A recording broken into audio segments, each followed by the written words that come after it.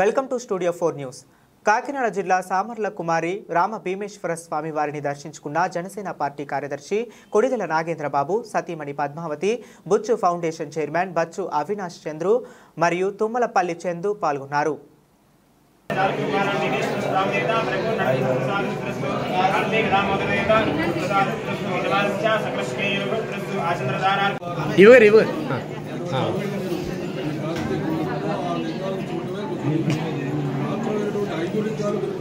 Okay sir, thank you.